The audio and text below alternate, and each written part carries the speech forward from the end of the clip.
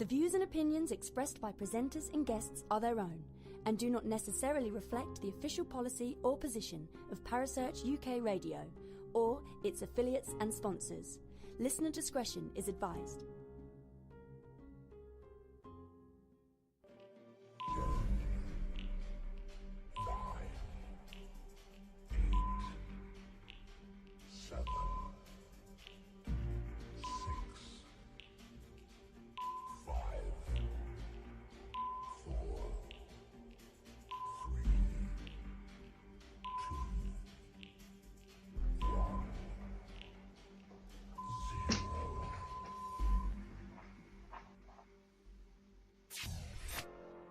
You're listening to Paranormal Concept right here on Parasearch UK Radio with your host, Paul Brook.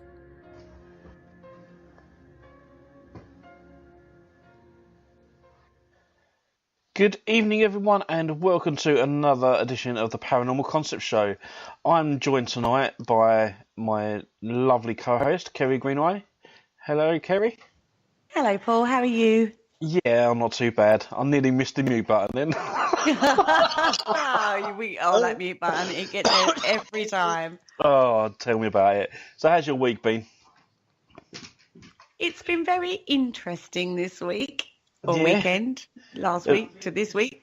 Have you done anything paranormal? Really good. Yeah, really good. Thank you. Lots going on. All paranormal, yeah?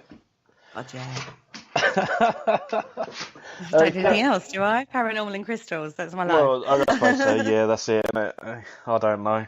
And tonight's show is all about the Knights Templar. I've had, for years, I've had an interest in the Knights Templar. And you always get little peaks throughout history of the Knights Templar. I mean, you got like the Crusades and stuff, and you hear a little bit here and there. But tonight we're joined by Norman Fahy, and he's going to tell us all about the Knights Templar. So, hello, Norman. Hi guys. How are you? Nice to talk to you, Paul and Kerry. Nice. It's been a few months since the last time we spoke to each other. It has, and yeah, I mean, I spoke to you about the show yesterday, and we've even come up with another show that we're going to do. Yes. Oh my goodness. We're on a roll. We Excellent. are, absolutely. I love this. Yeah. What's that one going to be about? If we're lucky, in the course of the conversations today, we might come up with another one. So. Oh, fantastic!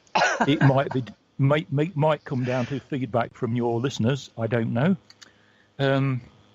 I'll give a start then, shall I? Yeah, absolutely. So let's start at the beginning with the Knights Templar and right. Yeah. Okay. Now, I know there's an awful lot of people not really into the politics of the Middle East or the history of the church and all the rest of it. But so I'm going to try and fill in a few of the gaps for you. Your dog's out. I'm sorry. I'll just mute my mic while I just thought he's upset about it. Carry on, please carry on. Okay. So even Kerry's dog's excited to hear about it. Yeah, Kerry's dog. Right. So let's get to year dot and Jerusalem. At the very centre of Jerusalem, the Jewish chronicles actually record that in 950 BC they built a temple to Saint Solomon, to King Solomon. Yep. And they built a temple there, and it subsequently was knocked down, and then I think there's a mosque there today, a Lacquer Mosque, and that's on the top of the hill.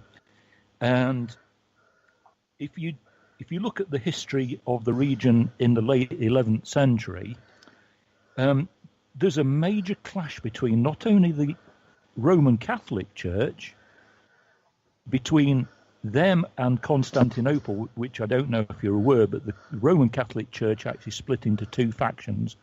Half went to settle in Constantinople, which is now modern Istanbul, and the Roman Church continued as they were, as a carry-on over the Roman Empire. Yeah. Also, that's known as the Orthodox Church. You've also got into the mix, you've got the Arabs and also the Turks. And they're all at each other's throats, and there's a major land grab between all of these different factions, and in the centre of it is Jerusalem. Jerusalem is the one. Yeah. Now, for Christians, Jerusalem is a major site for, the connection with Christ. The Jews associate it with Isaac, and the Muslims associate it with Muhammad.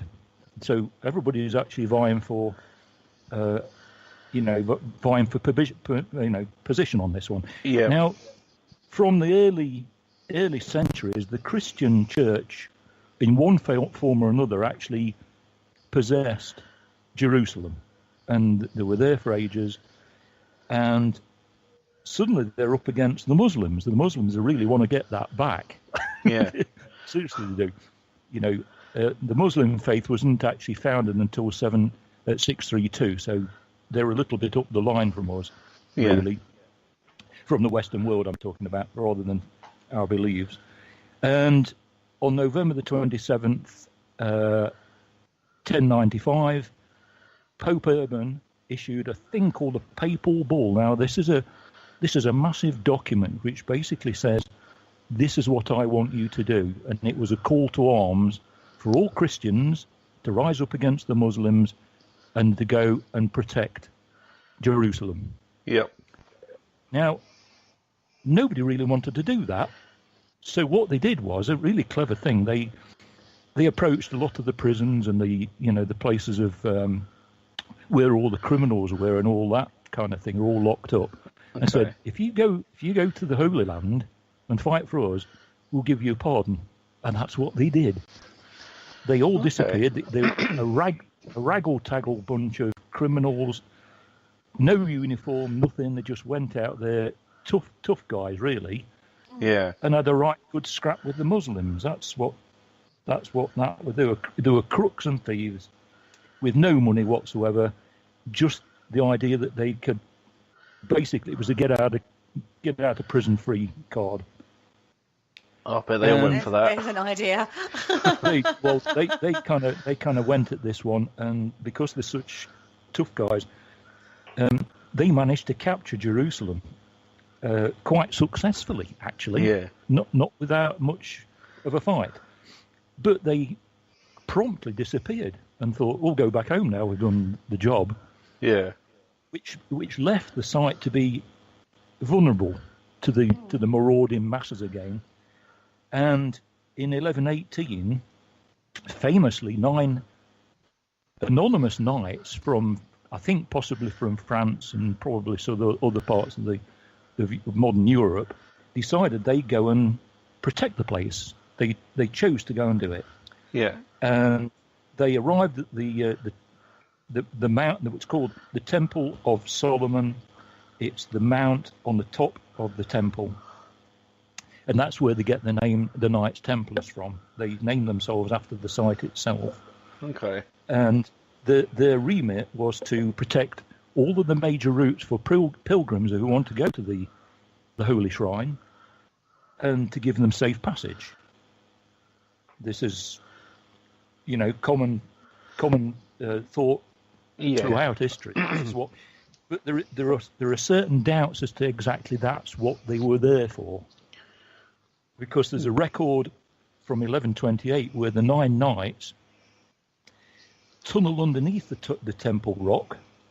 After, what are they going for? What are they looking for? Relics, valuables, valuable things for the Catholic Church to, keep in shrines. Yeah. But there's one prize which has been passed down history constantly, and it first appears in the 13th century. And there's a German guy called Wolfram von Eschenbach. I can just read my writing.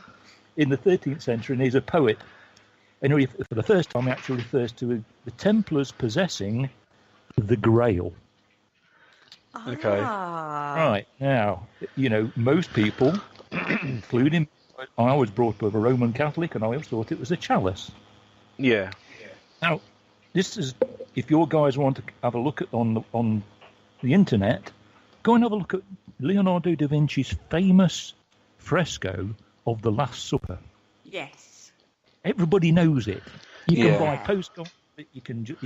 It's worldwide. And the one thing that's missing off that table is a cup. Is a chalice. I've not noticed. Most people don't notice it, but it is. It's missing. Its absence is absolutely quite obvious. Where is the chalice? You know, it should be there. Should be in front of Christ. It's not. Yeah. Not there. Now, we've also got from the annals from the Jewish calendar that in 70 AD that the Jews retracted from Temple Mount and they hid treasure a lot. Do you know about the Dead Sea Scrolls? I've heard about them. Qumran. It's a valley in I think it's modern day Palestine now, but there was a shepherd boy who was playing around the caves in Qumran, and he was throwing stones at the caves, and he had some pottery crack. Yeah. So he climbed up, and he found the very first of the Dead Sea Scrolls, and they're the earliest record of Christianity. It goes right back. But they also found a beaten copper plate, which referred, once they translated what the wording was, that it referred to huge amounts of treasure that the Jews had hidden somewhere. And I think that's what the Templars were actually after. And 1128, the Knights suddenly up sticks and they come back to Europe. And they suddenly, overnight, become really, really wealthy people. And they go to France, and Bernard of Clairvaux, who was a major cleric at the time, he gave them a patronage, and he was a nephew of one of the knights, it turns out. So he was actually related to one of the knights. So he's given them some support. And they were originally known as the Order of the Poor Knights of the Temple of Solomon. They vowed poverty, chastity, obedience, and poverty. But these guys have got so much money, you wouldn't believe it. I was going to say, that's like a little bit of hypocrisy there, being as they had all this money, and then they go, oh, but we're going to take a vow of, like, poverty. Yeah. I'm going to be poor now. It's a bit two-handed, really, isn't it? It is, really. But if you look at their, they used to wear a kind of, like a pendant. And on the seals, for sealing documents, there's a very famous picture of two knights sitting on one horse. Sitting, one behind the other, sitting on a horse, which suggests they've got no money. Well, they might not have had originally, but they did then. Yeah. 1129, there's a massive fundraising event by the Templars, and what it did do, it completely galvanised all of the nobility in nearly all of the Western world, really, to go out and fight the Arabs and the Muslims and everybody else to keep Jerusalem, really. Yeah. And this is where what they did to save them being ambushed, with people sort of picking on them as they go to Jerusalem. What the Templars did said, if you deposit your riches with us, we'll keep it in a safe box, and we'll give you a check. There's your check, and when you come back, we'll give it you back. And that's where the modern idea of a credit card comes from. That's true, and it is acknowledged worldwide now that they were the very first official bankers of in the modern era. I wonder if they had overdraft charges and stuff. Well, they certainly did. They certainly had loans. They certainly did, and it was illegal in the Catholic Church for you to actually make money make profit out of interest, which is still true with the Muslims today. They're not allowed to earn money from interest. It's part of the. But it goes right back to the Christian times as well. So nothing new there. I bet that rule's not quite so so taken on board these days. Or it bent the rules a little bit there. Yeah, and they kept it. But what it does do, it indicates that these checks were ciphered, so they got a code within them. And once you got the code like your PIN number, only you knew that PIN number. And somebody stole it, they couldn't do anything with it because they don't know the code number. Yeah. So, what seems to have happened is because they were such a close secret society, they developed their own little kind of rituals and, this, that, and the other, just very, very secret, and ciphers and symbols. And by which time, by 1150, they're no longer supporting the route safe passage for people to go to the Holy Land. They've shifted their whole ideas a little bit now, and they are really seriously up against one of the biggest threats to them was a guy called Saladin, who led the Arab or the Muslim forces in 1177, and there was a massive battle at Montgisard, and this kind of throws things into real perspective because Saladin had 26,000 men under his army. The Crusaders had 500. They had 500 and a few infantry men because most of the guys were on horse, right? Yeah. And they defeated Saladin. That's because they had God on their side. Yeah. Well, something happened. Yeah. And they were known as fierce fighters. Even Saladin actually acknowledged that he was scared stiff of them, really. And their winning aspect, this is the Crusaders, was the fact that they were on horseback, but they rode a big horse called a destrier. It's called a destrier. Now, the reason it's called destrier is after the Norman French. It's the dexter is Latin for left. So you guide the horse with your left hand and you swipe out with your sword or your shield or whatever in your other hand. And they were trained up from being children. And the Arabs just, the Muslims didn't know what to do with this because they were just chased off, basically. Yeah. By which time that the Crusader coffers were really spilling over with money. There was money coming from, because of all this money that's being deposited with them, some of the nobles never actually came back because they got killed in action. So they just kept the money. 1189, Pope Innocent II granted the Templars unlimited privileges, which meant they didn't have to pay taxes, nothing. They were just given a free hand. So what on earth was going on there? Wow. Had the Templars actually got something that the Catholic Church really wanted, and they got them almost at a ransom, almost to the point, we'll do anything for it. One of the key claims was that they had a fragment of the true cross that Christ was crucified on. And that was, one of the things they said they'd got. Well, whether that's true or not is anybody's guess.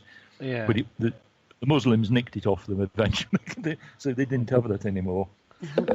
And again, later on in 1887, a guy called Gerard de Rietefort, he fought Saladin at a place called Tiberias, but was beaten.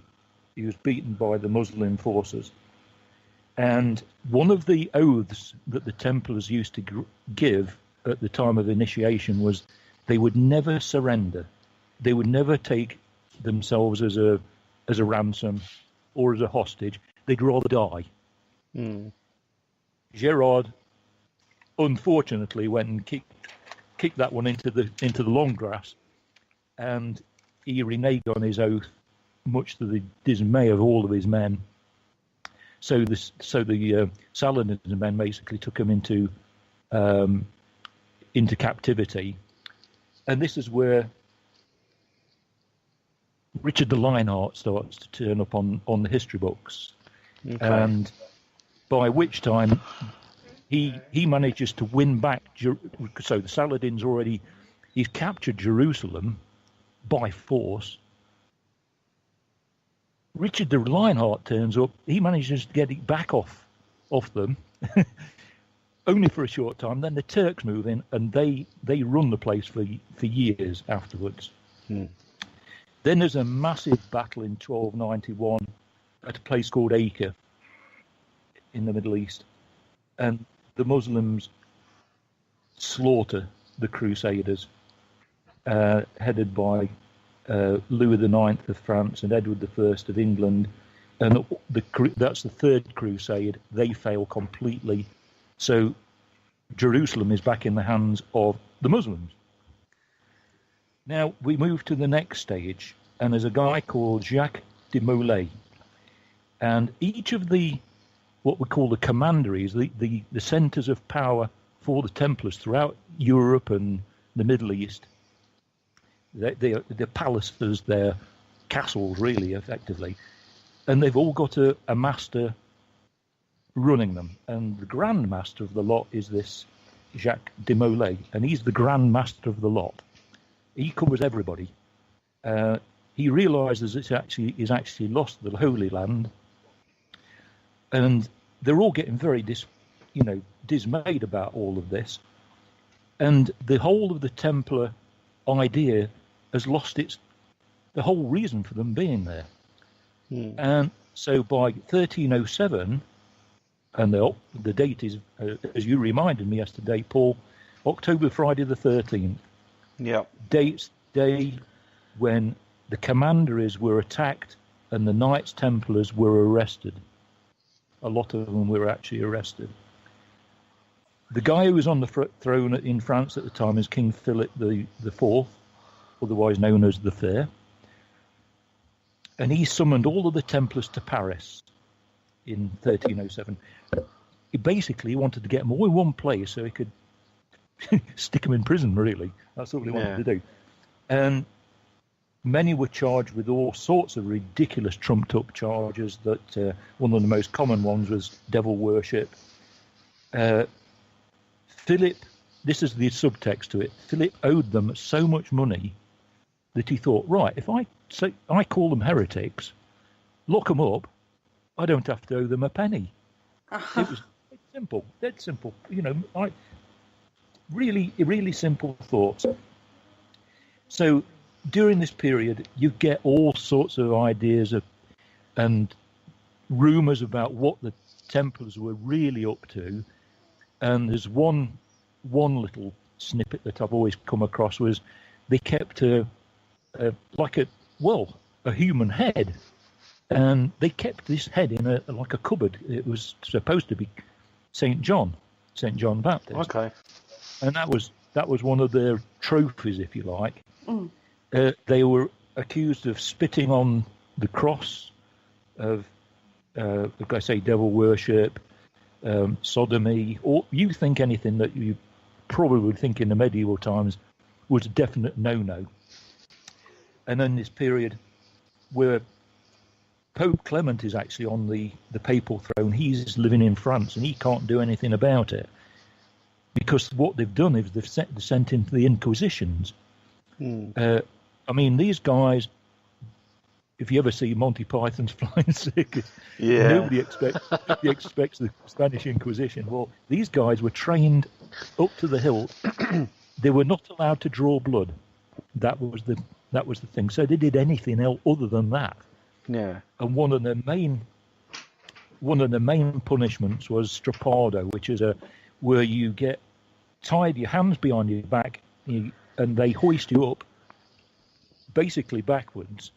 So you're hanging upside down with your hands tied behind your head, where the whole of your body is actually pretty much on your shoulders, and they dislocated the shoulders. Horrible stuff, really. And the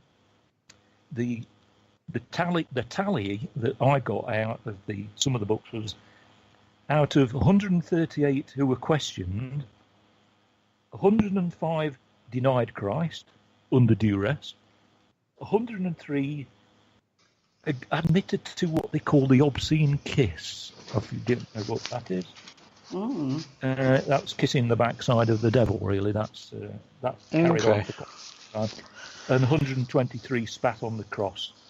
If we go back to Jacques de Molay, the Grand Master, he was tortured terribly, and under torture he actually admitted just about everything they wanted him to admit to. But he later he reneged on it. He said, "No, I'm not.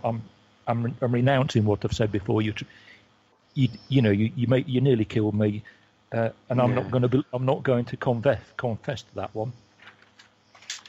So, 1314, they've gone through these terrible inquisitions, and on March the 18th, Jacques de Molay, who was the Grand Master, and also Joseph de Charmey of Normandy, who was another one of the masters, they were slow roasted next to a slow fire.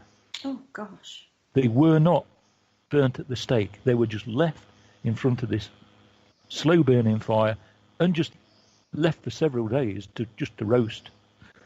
And then they threw the ashes into the Seine. So there were no relics, people that thought, oh, martyrs, they've martyred them. I mean, such brutality beggars belief, but that's what the Middle Ages are about. Yeah. So the Knights Templars, what appears to have happened is that the ones that did manage to escape just disappeared completely, with whatever secrets they had, whatever treasures they had. They might have had the Grail. Who knows what they had? And they just completely and utterly disappeared until you've got groups like the Rosicrucians suddenly turn up with all sorts of legends about their connections with the Templars and the dark mysteries of the act. Yeah. And then you've got the rise of the Freemasonry. Now, the Freemasonry are around predominantly during the 18th century, and Mozart was one. All the great and the good belonged to lodges that associated themselves with they traced it right back to ancient Egypt, to the architect of the pyramids, really. Okay. I don't know. I've known quite a few Freemasons, not stonemasons, Freemasons, and they all seem to tell us a different story to what I know.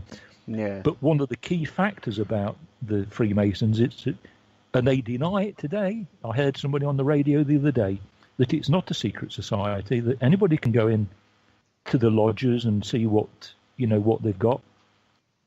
Well, I beg to differ on that one. I've always found them to be really quite. They keep the cards very close to the chest. Yeah. I've been offered membership a couple of few times, and I've always declined it. It's famously, and I always use this one. Do you remember the Marx Brothers? Yeah. The comedy. Yeah. Film people. Groucho was the guy with the drawn-on mustache. Yeah. And he's famous for his one-liners, and he's famous for saying, "I would never join a group that would have me as a member." That's Groucho Marx, and I totally agree with him. I don't either. But what we've ended up with is this. If we go back to the Da Vinci Code, that there's still this kind of niggling interest in what on earth has been going on all these years, and is it the Holy Bloodline, or what exactly is it? I mean, I actually quite enjoyed the Da Vinci Code film. Yeah, I did. Tom Hanks. I loved it. Yeah, I enjoyed the book and I loved the film. I thought it was brilliant. Yeah, it's beautifully produced, beautifully made, and it's quite tense as well. So it is a proper thriller. And I was telling Paul about this the other day, that when I went to take my archaeology degree in Nottingham a few years ago, my tutor got me to take on medieval architecture as a subject. And Jenny, my tutor, she had a what's called a green card for Lincoln Cathedral, which meant she could go anywhere she wanted in the cathedral. And she rang me up one day and said, I'm going to go and do some research. Any chance you'd like to join me? And we can go into the bits that people can't normally go in. Yeah. Oh, yeah, there's an opportunity. Please, yes, please. Now, if you don't know Lincoln Cathedral, it's the front part of the building dates to the late 11th century. The rest of it is Norman and 13th century and subsequent dates. And anyway, she said, wear some old clothes because it's very dirty and you're going to get absolutely filthy. And we went through trapdoors, down little corridors. It was like a labyrinth, and we ended up in the very, very heart of the old part of the cathedral. The old part of the cathedral actually started out as a castle. It was a defended building. And then they added the church to it out subsequently through the medieval period. And she said, come and look at this. You're not going to believe this. The production company originally wanted to use Westminster Abbey to film the Da Vinci Code, where Tom Hanks's character goes into the main church, the big one, the big church. Mm. Well, Westminster wouldn't let them have it, so Lincoln Cathedral said, well, we're up for that one. And that's where they filmed it. It wasn't in Westminster Abbey. It's in the book, but that's not true. Yeah.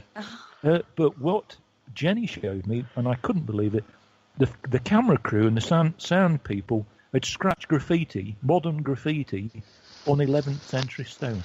No. Yeah, she was absolutely livid.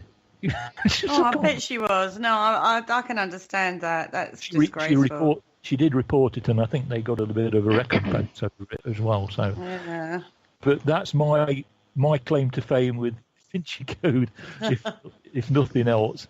You can see where he got the ideas for the book from. I mean, literally in the first 10, 15 minutes, you were talked about codes, banks, Leonardo da Vinci, the Grail. Yeah. I mean, you can see where somebody could, when you break it down, oh my God, it's fascinating, isn't it? Well, and it's a little bit more believable than having the cover Christ. The two books which actually came out and I bought and read in the 70s was the Holy Blood and the Holy Grail, which that was the original book. And the two authors actually, I think they tried to sue Dan Brown for plagiarism. Oh. And I think they came to some sort of financial agreement over that one. But that's where I originally read it. And the BBC also produced maybe one or two very, very dedicated programs about it. And you're sitting there thinking, why didn't we know about this already? You can go and see them on YouTube. They're actually quite worth a watch, actually. But it subsequently parts of the theory don't hang together. We've come along, but it's a great story, and it's all to do with geometry and locations in the landscape and secret societies and all the rest of it. As you say, it's all wheels within wheels, really. Yeah. And they've kept things really quiet about that one. So that spurred me on. When I saw that the Da Vinci Code had been written, I bought a paperback version of it, read it.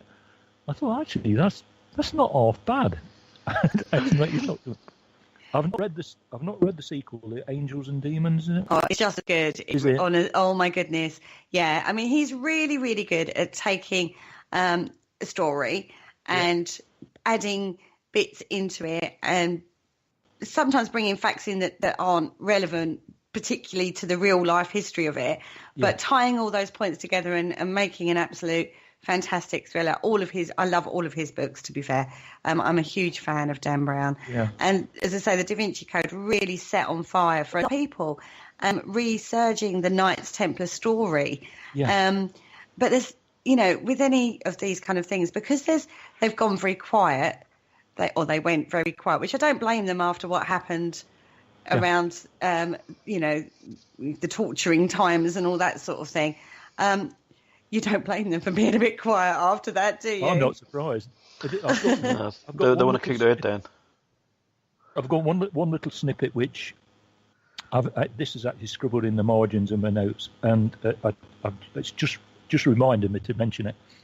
For the listeners who don't know anything about me, I was the head custodian of Castle Rising Castle in Norfolk for 10 years. And I'm a trained archaeologist. I'm a former professional artist.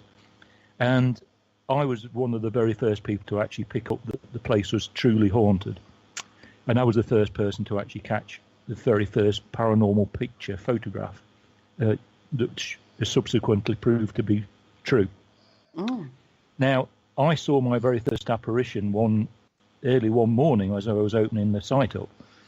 And after about a year into the post, I used to work all the way through the year, so I was the only person on site during the winter months, regardless of the weather. And a couple turned up late one afternoon in November. It was a dismal, horrible afternoon, clutching a file under their arm. And I said, "What's that?" And said, "Photographs." "Really? Would you like to see them?" So, "Go on then." So I flicked through the little photo album. I said, "Oh, have you been... When did you take these photographs?" He says, "Well, we trespassed about a week ago on a Saturday night, and it was really cold." I said, "Well, these misty shapes and that's just your breath. Did you smoke cigarettes near the camera?" "No." And then I turned the page, and this one really knocked me for six. And I says, "Is that genuine?" And Holly said, "Yeah, that's genuine. Can I have the SD card? I want the original." She gave me the SD card. And it's a horse under the gatehouse. In the gatehouse. You can go and see it on my website. Yeah. www.normanfahy.com. I'll share that into the chat room so people can go and have a look. Yeah. I'll do that for you. Holly's horse. Now, I'm not a big expert on horses, but this looks like a real thing, and there's a rider. There is a rider on it. And about a year later, I was given a slide lecture, really, on some of the stuff I'd found. And a lady stood up in the audience. She says, "I breed horses, and I know exactly what that horse is." And there was this kind of pregnant pause, and she says, "It's extinct." Oh. She says, it's called a destrier. It's the Norman war horse, and they bred it from a mixture of Arab horses, and they mixed it with something else. The nearest you can actually get to it today, in a field, and it's still a rare breed, called a Suffolk Punch. That's the nearest. Yeah, I know the Suffolk Punch. Yeah, the Suffolk Punch. It's like it's like a stocky, it's like a draft animal. Yeah. Now, the Normans, because I learned an awful lot about the Normans due to the castle. The nobles never walked anywhere. They used to ride either a little donkey called a palfrey, day-to-day stuff. But when they went into battle, they got a destrier, this huge, great big battle horse, which knocked everybody for six. And there's one of those in that archway. She said, "I can," and she stood up and she pointed. "Look, the anatomical features on this image tells me," and you can see the tail swishing from side to side. It's not the prettiest view of a horse, I'll be honest with you. It's the back end. But she kind of qualified this photograph, which I thought looked convincing anyway. But that was not steamy breath. That was something that was definitely under the arch, because I've often heard the clinking of armour and all that kind of stuff.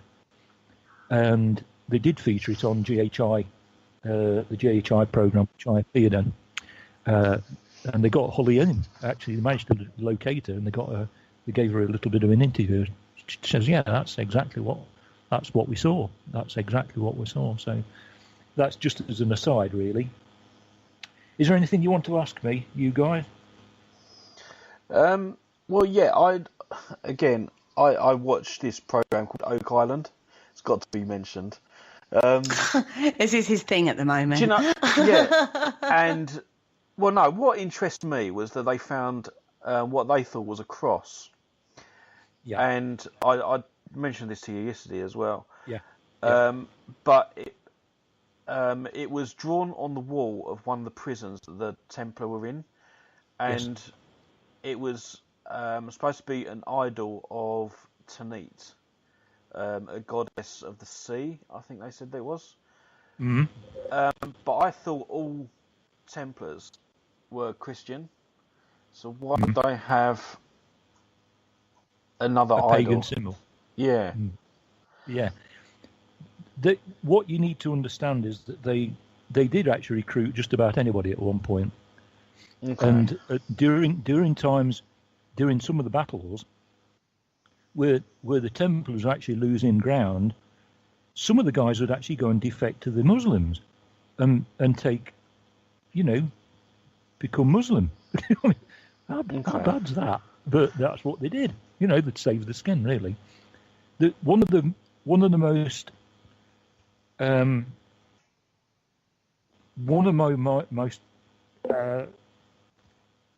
memories that I've got regarding the Templars was I investigated a place called Newark, which is actually in Nottinghamshire, Newark Castle, and it was the Bishop's Castle originally, and they boast two what they call oubliettes, which are place where you leave people to forget. Yeah. And we know for a fact, judging from the records, that the Templars would cast down into these two oubliettes, two very, very separate parts of the building.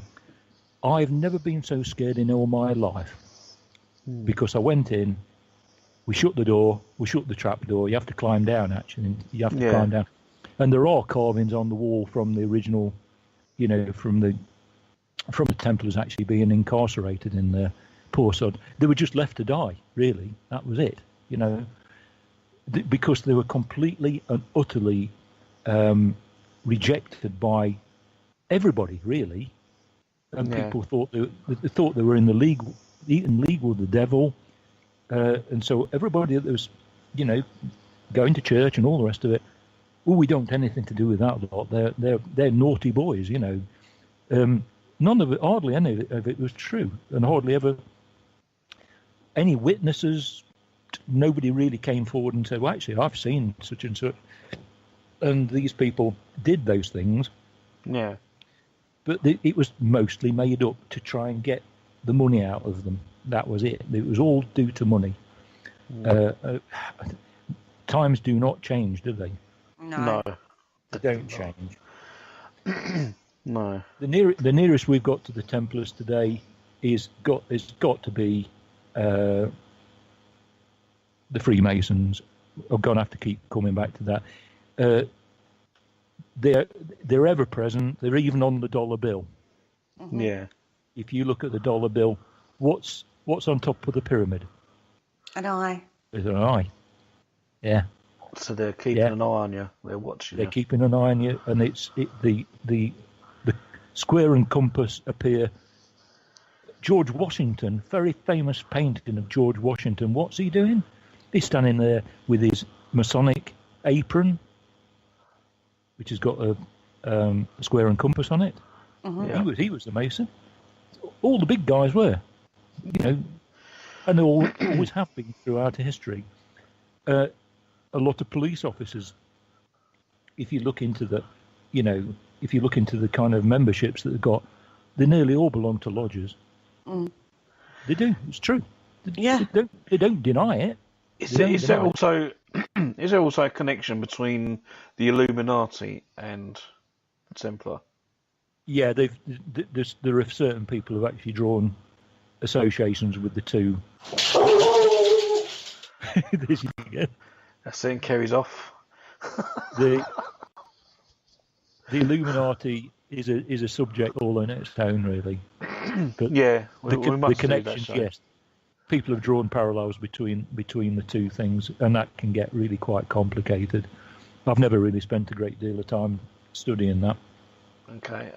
Do you believe then that the chalice or the cup of Christ is the bloodline of Christ, or do you sort of believe that it is just literally a cup? I don't think it's a cup. Okay. At the end of the day, I don't think it is a cup. I think it's allegorical. It's a representation, and there are a few videos on YouTube if you want to look at them, and they study the fresco that Da Vinci produced, and Mary Magdalene. Sorry about that, guys. Mary All goes mad at this time of day. There is one of the apostles is actually sitting to his right hand side, and it's clearly not a man. It's very much a female looking image. Okay. And then if you look at the video, you can see where they come from in this.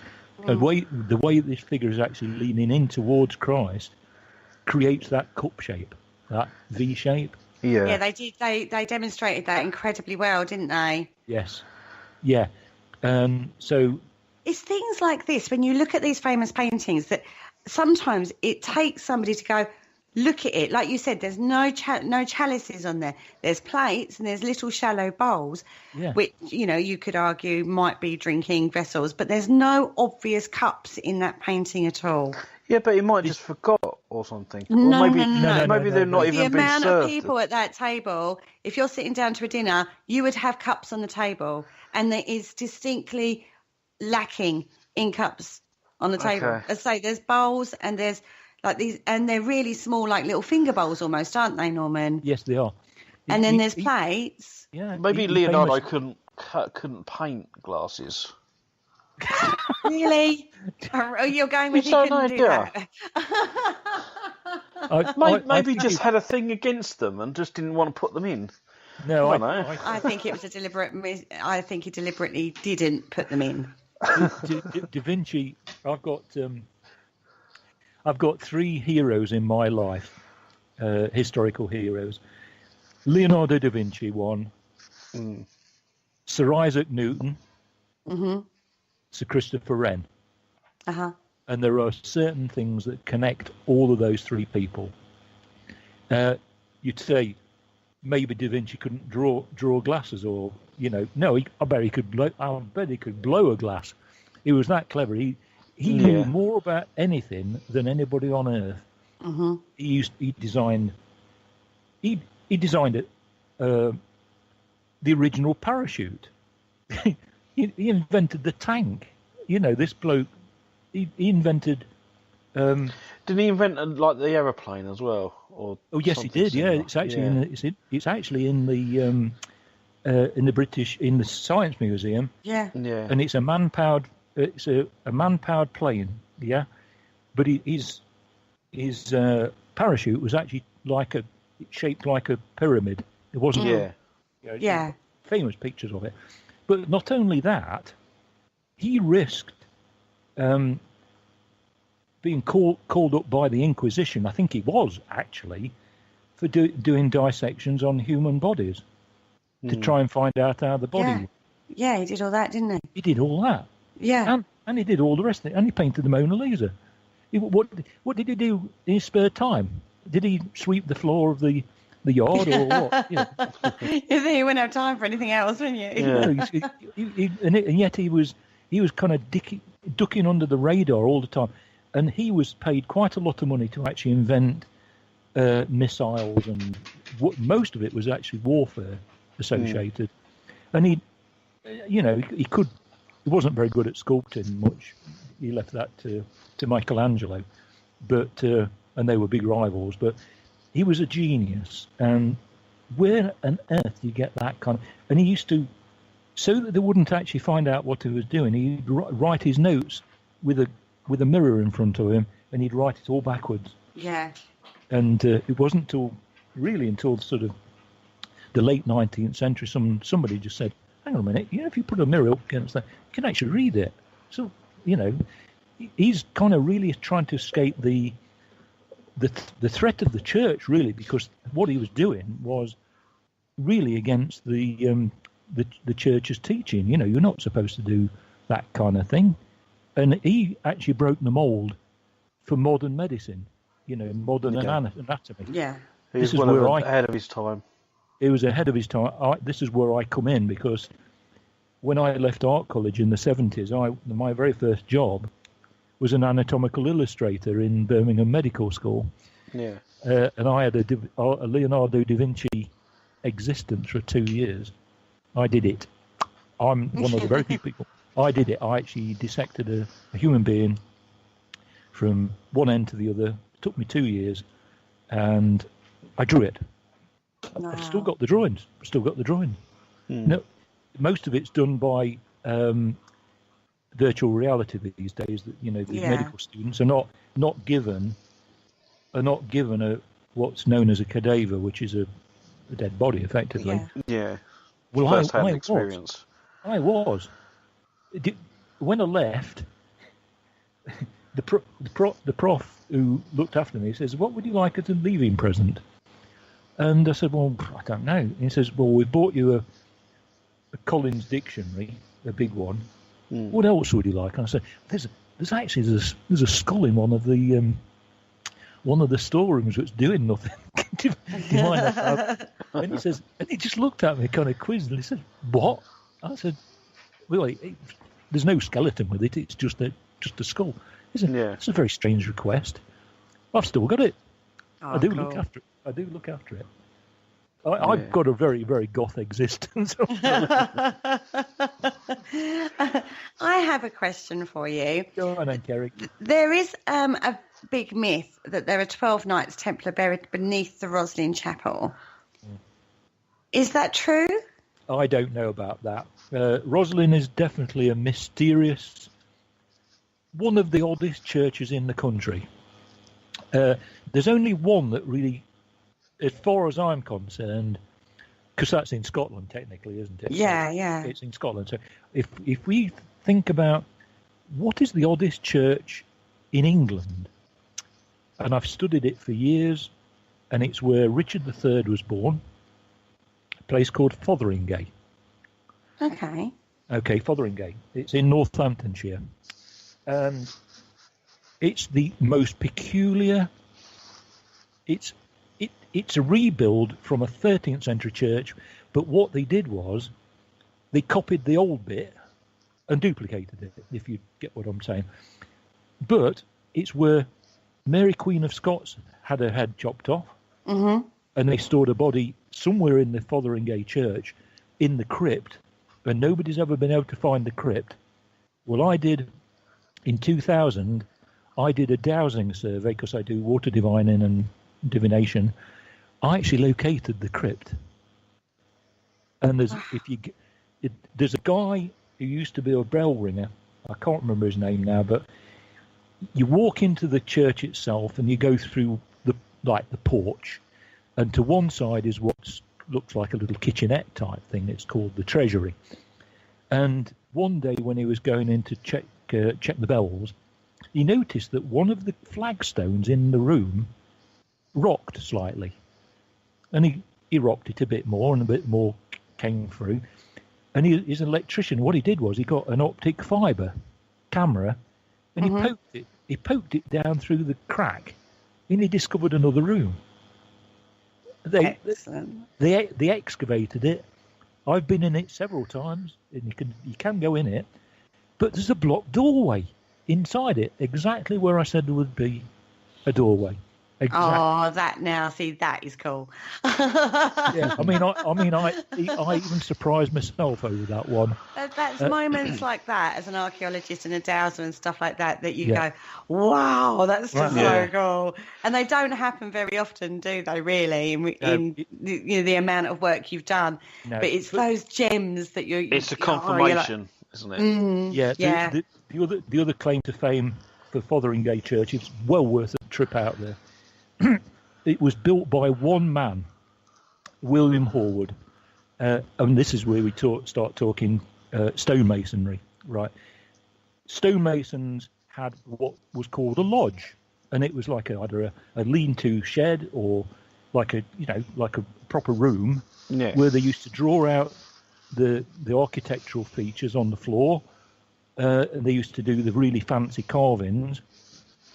And what Hallward did, he came to some agreement with the Duke of York, and that he was given 10 years to build this thing.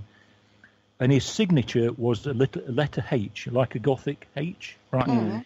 And what he did was, the only thing that's not in the contract is his lodge.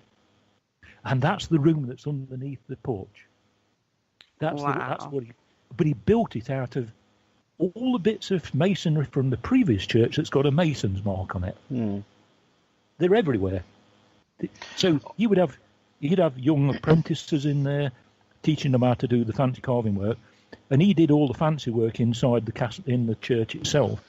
So when you walk around the church, you see that on every pillar and post is a letter H. If you get the opportunity to go up into what's called the ringing chamber, where the bell ringers are, there's a 6-inch high letter H everywhere. Well, I've been right into the very top of the steeple, and the biggest H you have ever seen in your life, and it's about a foot high. He was running out of the room, this guy, wasn't he? And he was saying, "I paid for this. No, I built this. I want paying for this." And he was threatened with prison if he didn't finish it on time. Well, he did, only just. Yeah. He kind of snuck in under the wire a little bit, but you can see the higher you go up in the building, this is a true craftsman, true stonemason, top of his craft, being paid top dollar for doing the best of the work. Now the Plantagenets. That's where their mausoleum is in Fotheringay Church. A lot of people don't realise that. Hmm. The Plantagenets, the Normans. Yeah, that's where they were. But yeah, and Mary Queen of Scots, when she had her head chopped off at the castle, they placed her, and I've got the book. It says they placed her in the crypt. They reattached her head and wrapped her up in brown paper or something like that, and stood upright in the crypt. And then she's transferred to Peterborough Cathedral, which a few miles away. Mm. And ultimately she ended up in Westminster Abbey. I think that's where she was finally interred. Mm. But a lot of these stories all got little kind of side tracks, and and this is what I've picked up over the years, and that's what I love about the whole subject. And they do link in. Yeah, it's almost... Sorry. Go on. You go on a hunt in two different directions, though, don't you? You go on the hunt in physical evidence in these churches and these places and symbology and something like that. But you also go on a hunt in regards to, like, the information that goes on behind it, like the research in document. Yeah, that's a classic example for me because for those who've never been to Castle Rising, one of the things that I always questioned about the castle itself, which dates to 1138, which is pretty much exactly just before the Crusades, really, it's decorated like a church. Yeah. All the arches and everything, it's very, very church-like, and I could never understand why that was. And it took me the best part of 8 years to get to the bottom of it. And I set up the history group in the village, and one of the researchers rang me up at work, and she says, "Are you sitting down?" I said "Why?" I love those moments. Are you sitting down? It's going to be good. Yeah. And she said, "I've just been through the monastic documents of Thetford Priory, which is also in Norfolk. It's ruined. Mm. And it says," and she quoted it over the phone to me, she says, "The Priory Church of St. Mary, Thetford, install a cell of Holy Brothers in Rising Castle." So it was actually built as a monastery rather than a castle. It can defend itself like the ones out in the Middle East. Yeah. It nailed it for me. I just wanted that one little bit of information that had been that buried. Tiny nugget, yeah. It's been buried for years and years. Nobody had ever come across it before. I was in my element, and all of my theories all kind of collided in together, and I thought, wow, this has got to be the best of the best.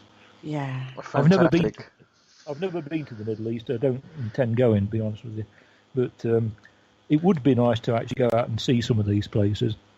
In association with the historic record. Yeah. I'd like to go to Jerusalem, or mine, but it's a war zone.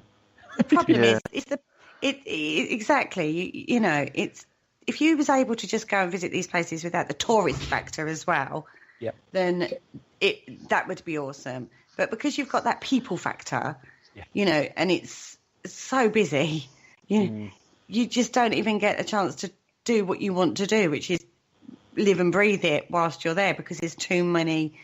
It's the same with Egypt, isn't it? When you go to see the pyramids, it's just so touristy that it ruins it. It ruins that. I think with the Jerusalem, it's more to do with that. I think it's so high profile that everyone wants to go. Especially if they're really into the Bible and if you're religious, really like a religious nut sort of thing. Then that's where you want to go. Well, I do know for a fact that if you go to the Temple of the Mount, you knock on the door, and there's a head sticks out of a window about 20 foot above you to ask what you want. They won't let you in. but that's very medieval as well, isn't it? That conjures up a lot of images from films Monty that Python. Yeah, I was going to say. Like a bride. But he's a Muslim. He's a Muslim, and he looks after the Temple of the Mount. So I don't know what he did. Fantastic.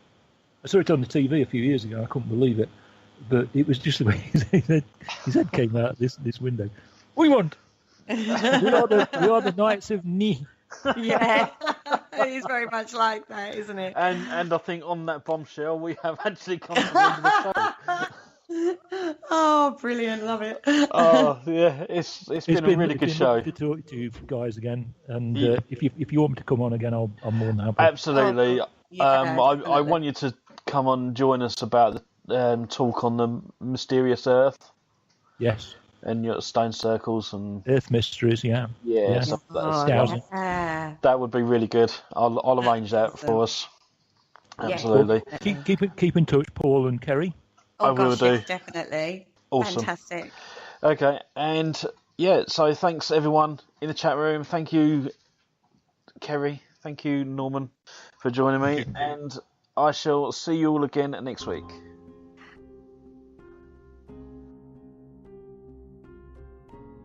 Thank you for listening. Don't forget to join us for more shows throughout the week.